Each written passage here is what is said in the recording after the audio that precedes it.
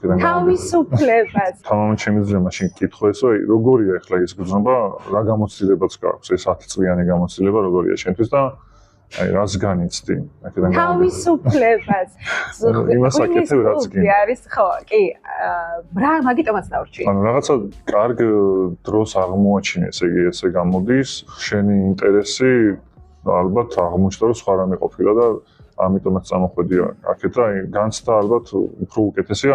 არ ვიცი ახლა მაგასაც კითხავ მაშინ რომ აი რომ არა ღვინის კლუბი და რომ არა ღვინის მიმართულება სად იქნებოდა შენი აზრით? აუცილებლად სასაზღვრო პოლიციასში.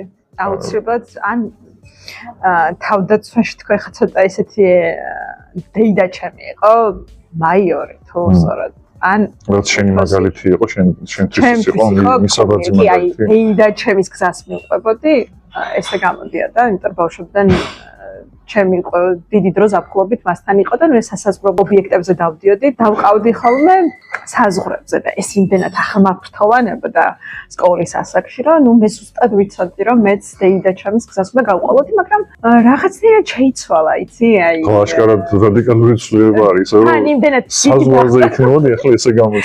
სადმე საზღვარი?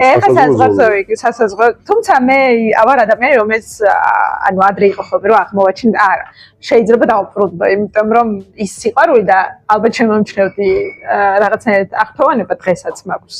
უცნაურად ჟღერს ხოლმე, იმიტომ რომ არ მეტყობა ალბათ, რომ მე ჩემი ბავშვობის ის როლს მიმართულება რაღაცა. ჩემი ბავშვობის და სტუდენტობის პერიოდში საომარი ფილმები მაქვს ნანახი სულ და ნუ რაღაცნაირად ეს ტიპი ვიყავ.